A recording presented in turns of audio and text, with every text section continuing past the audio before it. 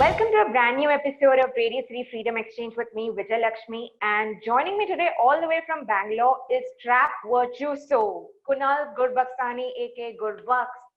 Welcome to the show, Kunal. Thank you so much for having me. You know, interestingly, I was going through your Instagram bio, and your bio really amused me. It says failed engineer turned DJ producer. You know, हमारे industry में भी बहुत सारे ऐसे engineer turned actors हैं और ये पहली बार मैं सुन रही हूँ engineer turned producer. So what is, and you said you call yourself a failed engineer. So what is the story behind that? I think engineering, everyone's route to finding their passion is engineering, I feel. There's so many engineer turned name the profession. But I mean, I'm an engineer. I went to college, I studied industrial engineering. I went to Georgia Tech in Atlanta in the US. That's where I did my bachelor's from. And I mean, you could say I didn't do as amazing as a lot of other people did. I scraped my way through. I wasn't a bad student, but I mean, I got, B's. I was a B student. Let me put it that way. I wasn't an A student. You know, it's interesting because I was reading an interview of yours where you said that you changed almost 6 schools. Yeah. I mean, how? I'm sure you know, like it must have been quite a handful for you back then in those days.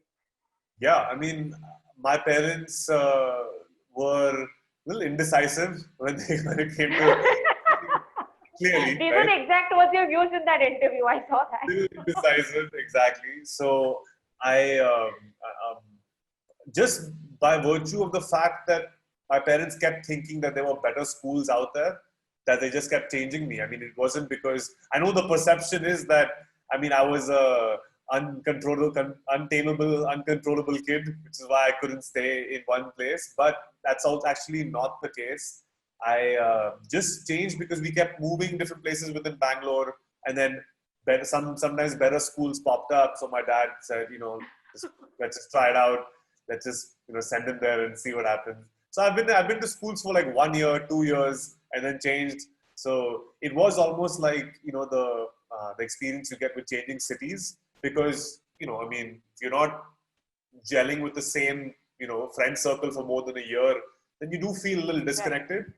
But I think it did like teach me in a lot of ways to figure out how to mix well with a lot of different people. So with the change of environment, surroundings change, and your friend circle, schools, and all, it must be having adverse effects on your aesthetics, on your influences, because we always rely on our friend circle, or we always rely on our closest immediate peers on what are the kind of influences we pick up. That's how pop culture evolves over the period of time. So how did the inclination happen towards trap music? The germ actually originated in the US. So back when I was growing up, I mean, so trap is a very young genre. It's not existed for more than like 7 years, 7, 8, I would say 8 to 10 years, which probably is like when the first trap in the realm of electronic music song popped up. So trap is originated in hip hop music for a little longer than that.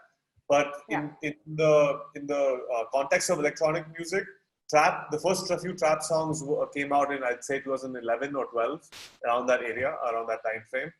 And I was in the US at that moment, and I mean, coincidentally, I was in Atlanta. Atlanta is a huge place for hip hop, so I was going to a lot of electronic music shows at that time, and I clearly remember like the whole boom that happened in the electronic music scene at that time was kind of spearheaded by Skrillex. So Skrillex like really brought electronic music and dubstep to the mainstream in front of thousands and tens of thousands of people. Like suddenly you found DJs headlining festivals. So I remember how things kind of happened, and because I was in Atlanta, and all these hip hop producers in Atlanta started seeing the electronic music boom, and they started thinking about why they aren't like cashing in on this. So they started making electronic music in the way that they know how to make music, which is hip hop. So they started making hip hop beats with drops, and that became trap, right? So trap is essentially hip hop instrumentals with electronic drops. And yeah, and then that's how the ball started rolling, and I was right there in the thick of it, like really experiencing it as a music lover. I was not into making music at that point, but I was into just like going to shows, going to festivals, and like just for the experience, being at concerts. So, which was the most memorable gig that you had attended? The one that really kind of reaffirmed your ambitions that, okay, this is what I want to do. Well, so at different moments in my life, I've had gigs like that, which have come and changed me. I think like since we're on the topic of trap music, so I had been an avid. So when I grew up in Bangalore, I was a metalhead. So gigs like Lamb of God, gigs like Metallica, they changed my life here. Then I went to the States and I got introduced to electronic music for the first time through an artist called Pretty Lights. So those gigs changed my life. Like seeing him for the first time, going to my first music festival at Ultra in Miami, that changed my life. But then since we're on the topic of trap music, I remember there was I think in 2013, I think Tomorrowland for the first time had decided to move out of Belgium and throw a concert, throw a festival outside Belgium. And through some weird coincidence, that happened to be 45 minutes from my college. So in the 30 years of like Tomorrowland's existence, they had never left Belgium. And then the one year they left, they ended up choosing this really random like village in the middle of Georgia, which was 45 minutes from my college, called Chattahoochee Hills or something. And this was in 2013.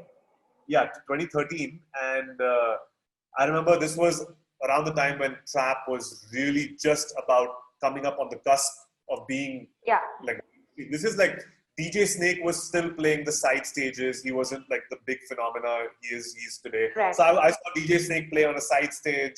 And so RL Grime is one of these artists who is like one of the pioneers of trap, and he was headlining one of the stages. And I remember like so clearly that gig changing my life and completely like showing me the potential of how big trap could be. Because I felt like dubstep had reached this like this huge like sort of this point in the mainstream culture, but couldn't like permeate further because it was a little harsh. Like it was a sort of like a acquired taste. But trap has this more cleaner, heavier sound that is more palatable to a larger audience. And I just remember like really, it was like an epiphany that hit me in that moment that, wow, this can be like the big thing, the next big thing. Right. So, yeah. So looking at the successes of, both your singles, whether it's Boom Shankar, which is at 15 million organic views on YouTube, and whether it's Agori, which is at 10 million views now on YouTube. Oh. Both songs, I mean, really speak largely about how trap music is being received by fans in India. So how do you look at the success of both the songs and the evolution of the genre? I mean, I would be the last person who have ever predicted that two, let's say, dark-ish instrumental tracks with no vocals would have ever reached that many people, because, like I said, I mean, like I was just making what I loved. I didn't really know how things would pan out. And the fact that it has reached that many people is as big of a surprise to me as it is to anybody else. So, I mean, I can only just say that I'm grateful. But I'm sure the success of the songs also does not really stop you from experimenting, because within the lockdown also you kind of put out the Gully House mix of Divine and Sharul's track. That was something that was unheard of, and there were so many people who took to that also. So how did that happen? How did you think of bringing in your sounds to a hip hop composition in India? Sure.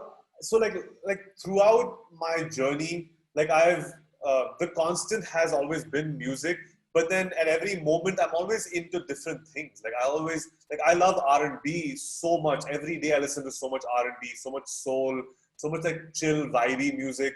So it's like every day there's just a constant surge of inspiration from different moments. Like, I mean, you saw last year the whole hip hop boom in India, like how insane, right? I mean, last year was hip hop. Like you can just like kind of give the whole year to hip hop, because it really has been starting to be accepted by like not only the hip hop community, but even the mainstream less sort of musically involved community. So that inspired me. I mean, there's no other way to look at it. That inspired me, and I wanted to make something fresh and cool that had not been done, but like taking inspiration from that sound. I mean, you recently performed at the Burning Man Festival, which was headlined by Diplo, French artist Chloe. How am I getting the name right? Closey. Please. Yes, Closey. Yes, and also there was American stand-up comedian and musician Reggie Watts. How was the experience of doing that? Because that's also your first virtual concert in a way. Yes, it is. I mean, that was incredible. Burning Man is a dream for any artist. I think any DJ, any artist.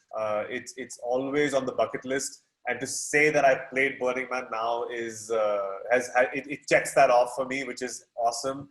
And on top of that, I got to perform with like so many artists that have inspired me. I mean, Beats Antique is someone we didn't talk about. Beats Antique, I've worked with them. They've been major components of my own musical journey, and me reaching this point as an artist is through like going to their concerts when I was in college, going to obviously Diplo, obviously like Closey also is like an amazing act, Reggie Watts, and there's just so many. I mean, there was Ill Gates, there was like just in uncountable names that I have seen while growing up, So I mean, that just was the icing on the cake for me to be on that kind of a lineup of that stature. A lot of artists, when they're unwinding at leisure, when they're taking their mind off, their processes and their work, they love listening to a lot of other artists. Sure. Who are some of the Indian independent talents that you've been listening to? Let's see. I've always been a big fan of Six Flip. Six Flip is one of my favorite artists, producers. I mean, I love so many different DJs and producers and rappers. I mean, Divine is like one of my favorite rappers, right? Obviously. So I've also been working with some very cool producers as well. So I work a lot with these producers from Chennai called Loskies. In fact, the Gully House remix that I made was with them. So they make some incredible music as well. There's so many. Yeah, it's just, I just love listening to so many different styles that it's hard to pinpoint and like kind of just shine light on one, because I feel like, no, I need to talk about the other one, Let's talk about your recent single, Sajna Slapper, which I must say is so inebriating, if that's the proper word. It's so intoxicating to a certain extent. It just sucks you in. That there's something about the vibe and the feel of that song. It just sucks you in into the experience. So, and it also has these Punjabi, folklore influences in that. So, how did you blend in that? What was the process behind making that song? Well, I've been working on that song for a little bit of time now.